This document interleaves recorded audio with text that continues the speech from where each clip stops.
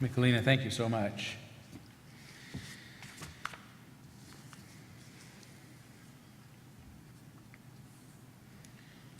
So there's an old joke from back in the 60s about a teenage boy who starts begging his parents for a car. Being the 1960s, they tell him that they'll buy him a car if he agrees to get a haircut.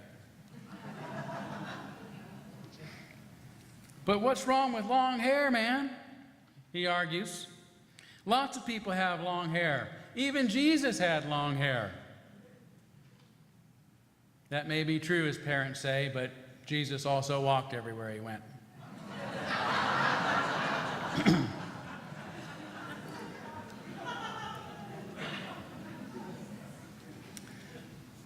Kind of a fun way to point out just how pliable Jesus really is.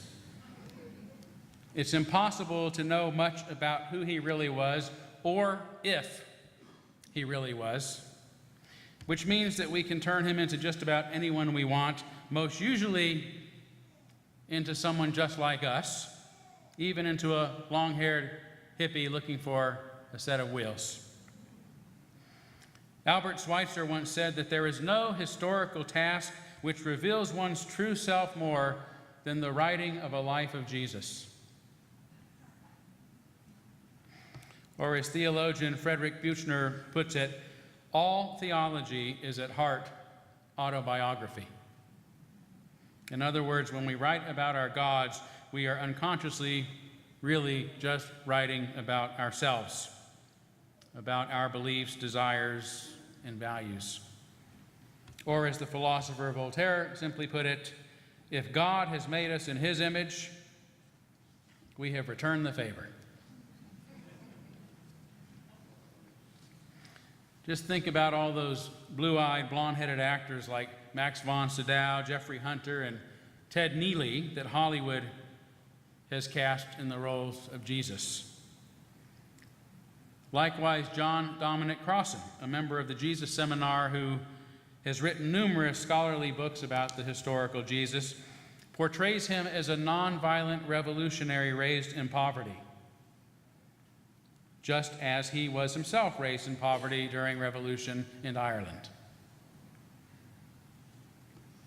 Professor Chaim Maccabee, a contemporary Jewish scholar, considers Jesus an ancient Jewish scholar. Walter Wink, a Peace Fellow at the U.S. Institute of Peace, writes of a peaceful Jesus who came to help us break our cycle of violence. There's even a book out there written by a business consultant entitled Jesus CEO.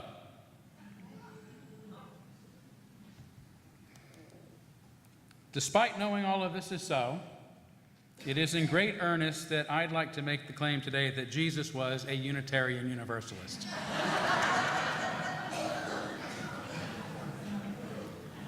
The fact that I happen to be a Unitarian Universalist is entirely coincidental, I'm sure, and does not reflect any unconscious bias on my part. I know the Unitarians and the Universalists didn't form our association, the UUA, until 1961, which may cause some to conclude there were no Unitarian Universalists until just 55 years ago. This is probably why religion researchers currently list Unitarian Universalism as an NRM, a new religious movement. But the ideas upon which our faith is founded and for which it remains named have both been around for centuries. I would argue, in fact, that Unitarianism and Universalism predate Christ and were central to his own religious mindset.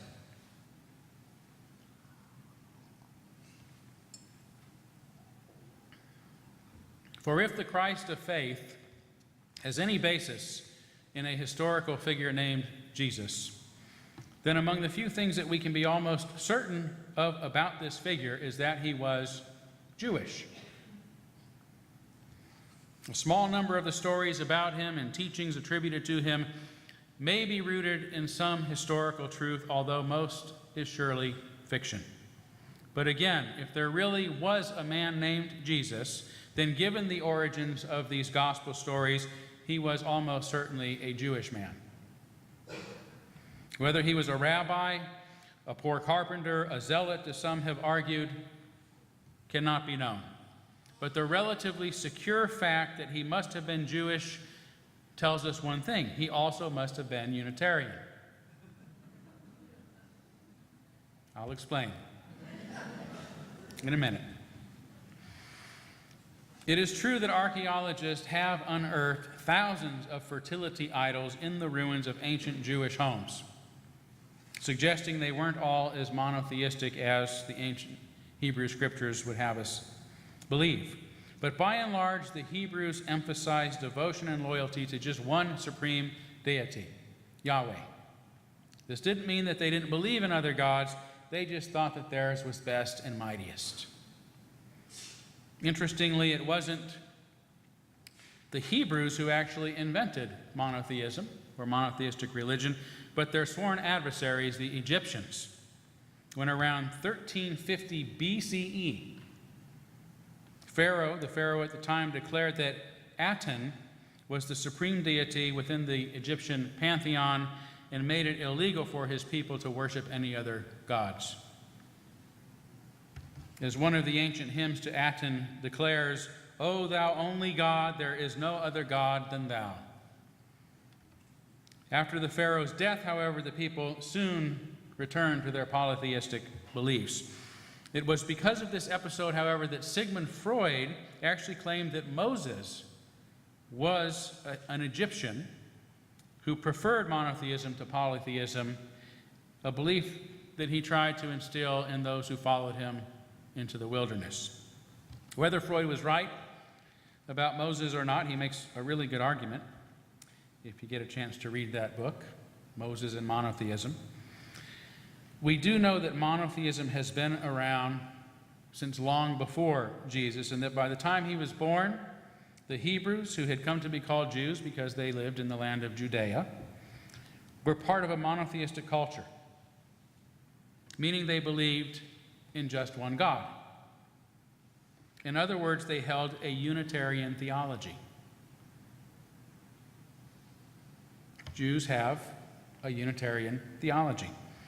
Nowadays, most dictionaries define a Unitarian as a Christian who doesn't believe in the Trinity, but this definition puts the cart way before the horse. As some of you have heard me say before, Unitarianism actually precedes Trinitarianism. The doctrine of the Father and the Son as one substance was made official by the Council of Nicaea not until the early part of the 4th century, 325 CE, in reaction against the belief that Jesus was a man, not God, because the Unitarian theology says there can be only one God. A few decades later, the Church Fathers officially added the Holy Ghost to the mix. The Trinity was complete, and Unitarianism, that belief in one God, became illegal. But again, whatever else we can presume to be true about him, Jesus was Jewish, not a Christian, and like all his original Jewish followers, he too would have held a Unitarian theology.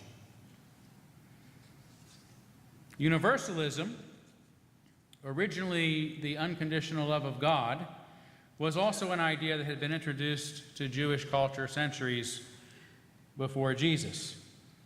The story of Jonah in the Hebrew Scriptures, for example, is a Universalist parable. Jonah, a caricature of a Jewish prophet, is told to go to Nineveh and warn the people there to turn from their ways before it's too late.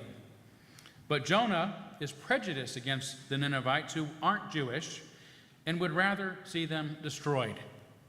So he makes a getaway aboard a ship. Eventually, after lots of terrible things start happening, the worried crew tosses him overboard, and he's swallowed up by a big fish. 3 days later, he tells Yahweh he's sorry and gets spit up onto dry land. Probably not historically true.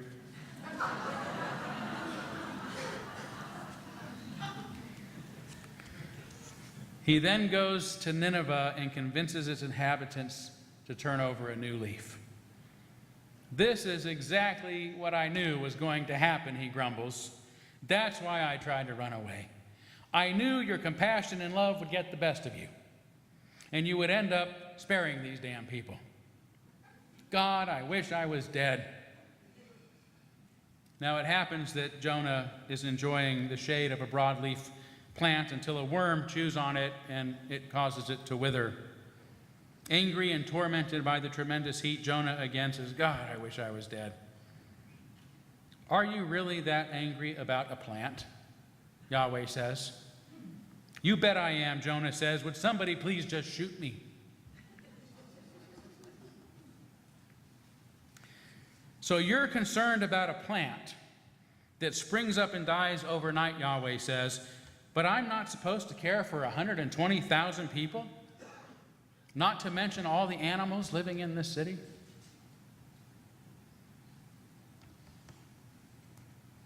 That's how it ends. What a contrast to so many of those dreadful passages in the Hebrew Scriptures in which Yahweh instructs his chosen people to wipe out everyone else. Surely a historical Jesus would have known this story, which may help explain his own universalist attitude toward others. The gospel accounts are full of stories about his inclusion of outcasts. Just as Jonah is angry about Yahweh's compassion for the Ninevites, Jesus is often criticized for associating with the unclean untouchables of his own day. Those who had been demonized by the authorities. Those sexually and exploited, victimized women his society called prostitutes. Or with traitors like tax collectors and other government employees forced to work for Rome just to make a living. And with those considered cursed by God simply because they were sick or disabled. There are a couple of powerfully moving stories that make this point. They are apocryphal, meaning we know that they were made up. It didn't really happen, but they are no less meaningful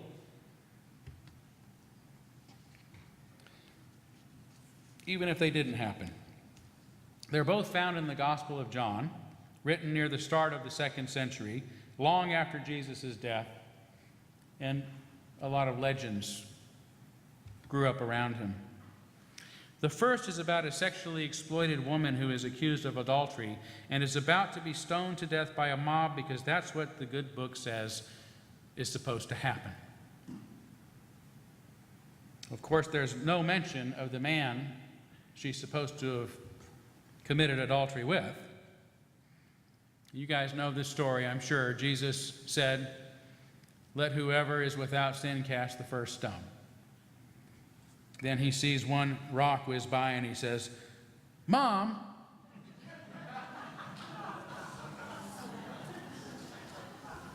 Oh, that's the wrong gospel. Sorry. That was from the Gospel according to Todd, not the Gospel according to John. The Gospel according to John says that the crowd slowly disperses and Jesus is left alone with this frightened, embarrassed woman. And this is the point I like to ask if anyone remembers the first thing he said to her.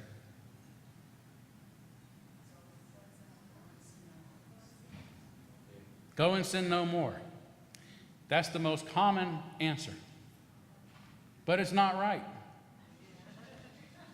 Yes, you know. What did he say? Go ahead. Has anyone condemned you? Where are your accusers? Where are your accusers? Can you imagine being this person?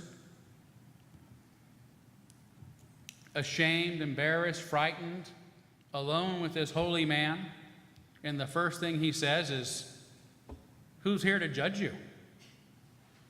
You see anybody? I mean, the implication, of course, is I'm not in the judgment business. That's universalism. That's universal, unconditional love. Something that truly would have been good news in his puritanical culture. My favorite such story, however, is about Jesus' encounter with a Samaritan woman drawing water from Jacob's well. "Can I have a drink?" he asked. "But you are a Jew and I am a Samaritan," she says. "How can you even ask me such a thing?" And the story gets a little bizarre after this, but the point is that Jesus has no problem openly violating all sorts of cultural taboos in order to include others. Firstly, as the woman points out, he is Jewish, and Jews aren't supposed to associate with Samaritans. Secondly, he's a man, and men aren't supposed to associate with women in public. And thirdly, he is a holy man who asked for a drink from a woman he knows to be considered an adulteress from the same cup that has surely untouched her unclean lips at least hundreds of times. So in one fell swoop, this story defies racism, sexism, and religious elitism, exposing them as bogus excuses for excluding and considering ourselves superior to others. This, again, is what Universalism is all about. As Universalist evangelist John Murray famously proclaimed, "Give them hope, not hell." Which seems to be what Jesus does in these imaginative accounts. Like his Unitarian theology, Jesus' Universalism also preceded the puritanical exclusionary doctrines that eventually supplanted it. As I often like to remind people, the first systematic theologian, Origen of Alexandria, was a Universalist, meaning that he did not believe in eternal hell because it conflicted with his notion of an all-loving God. 250 years after his death, Origen's writings were declared anathema by the church, but the point is that Jesus' original followers, who were also Jewish, had Unitarian theologies, and the early Christians remained attracted to his Universalist teachings well into the 4th century.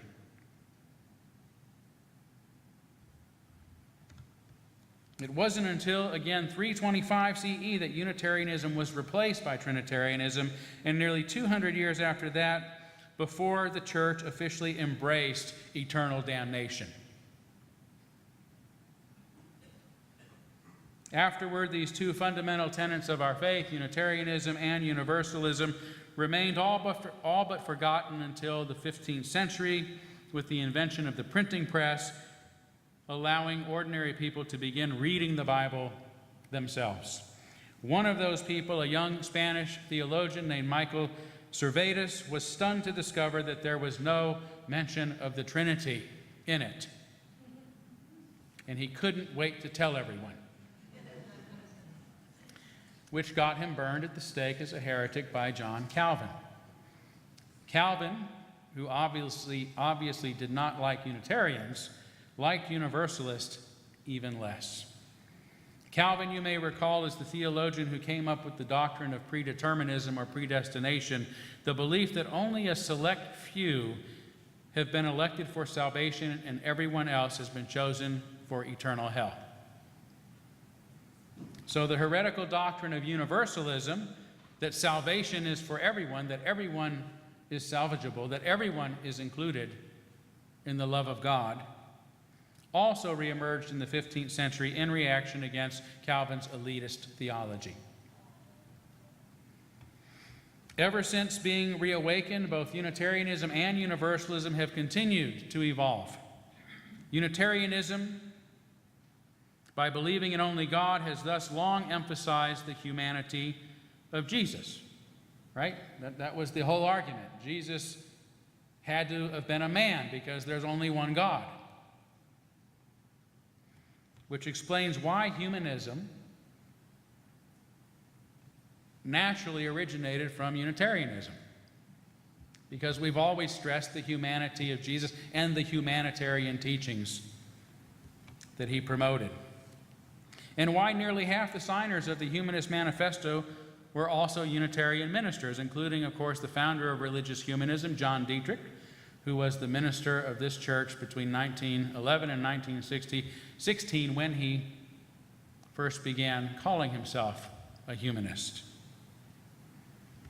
Unitarianism is no longer really a belief in one God, but it does continue to emphasize human agency, reason, science, and above all, that we should never burn people over their ideas.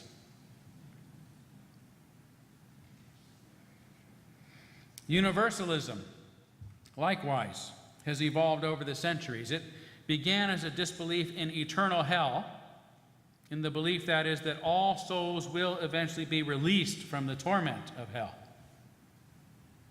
Not that the first Universalist, like Origen, didn't believe in hell at all. They just thought that it would eventually go away through God's continuing perfection of the universe. Later, the Universalists began emphasizing the unconditional love of God, which resulted in a disbelief in hell altogether. How can a loving God torment anybody? Today, Universalists don't even concern ourselves with arguments about hell at all, but focus rather on the radical inclusion of others, especially those who have been marginalized most by our society.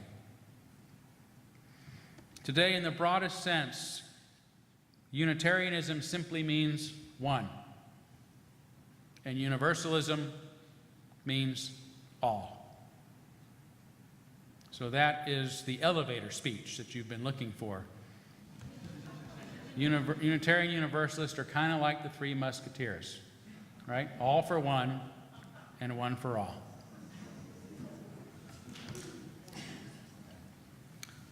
Although ours is rooted in the Christian tradition, Unitarian Universalism is no longer part of the Christian faith. Even those among us who identify more with Christian teachings aren't likely to be considered Christians by many other Christians. This is so because even those of us like myself who remain influenced by Jesus are inspired by his life, not his death, and by his own teachings, not teachings that have been made up about him. We don't seek faith in Jesus, we seek the kind of faith of Jesus. Faith in compassion for others. We don't believe salvation is something that we receive from God, but something that we must give to others by putting his teachings into practice, by caring for the poor and the sick, the incarcerated and the outcast, through a system of forgiveness and nonviolence. Of course, as I said at the start, we don't really know who Jesus was or even if he was, let alone what he may have actually said or done. And when we try to figure it out, again, he usually ends up mostly looking like us. Still, I do believe it's reasonable to believe that Jesus held a Unitarian theology and practiced Universalist values. Today, I don't consider ours a Christian church because Jesus is no longer central to our values or our beliefs. We draw as much inspiration from other sources, from other religions and religious figures, as well as from philosophy, literature, art, science, nature. Yet through all of the nonsense that has emerged around this elusive figure, I tend to agree with Thomas Jefferson, who once said, "The doctrines which flowed from the lips of Jesus himself are within the comprehension of a child." He then took a razor to the Gospels and cut out all those stories about miracles, including the resurrection accounts and every reference to the divinity of Jesus. And beneath it all, there are a few universal truths that have some real staying power. Love one another. That's a good one. Share your belongings. It's another good one. Seek no more than what you need for today, your daily bread, so to speak. Forgive your enemies. Practice nonviolence. Heal the sick. Feed the poor. Open the mouths of those who have been silenced. Uplift those who have been broken. Listen to those who have been demonized. Stand up for those who have been excluded, and help those who have been marginalized to stand up for themselves. So maybe it is a stretch to claim that Jesus was a Unitarian Universalist. But I still find it interesting that after 2,000 years of outgrowing our Christian heritage, our values remain rooted in the most basic teachings attributed to this simple sage. Since leaving the Southern Baptist faith 30 years ago, I have at times found myself angry with Christianity because of all the violence and oppression and ignorance some of its followers seem to promote. And sometimes I've been angry with the whole notion of a God and think humanity would be better off giving up this idea altogether. But in all these years, amidst my feelings of anger and disappointment, I've never harbored animosity toward this obscure figure called Jesus. And though I know whoever he really was is mostly lost to us, buried beneath centuries of fabrication and dogma, I sometimes feel that his life and teachings are more central to my faith now than they ever have been. I'm not a Christian. And maybe Jesus wasn't exactly a Unitarian Universalist. But whoever he was, if ever he was, I'm still a fan. And I'm doing my best to create a world that cares for its sick and its poor, a world without violence, a world where there's enough for everyone, and where everyone is included. Amen. Thank you.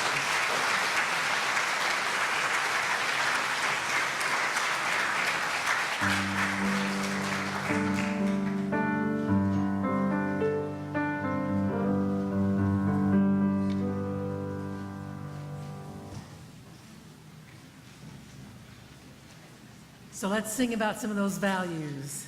In your great hymnal, number 276, O Young and Fearless Prophet, please stand as you're willing and able.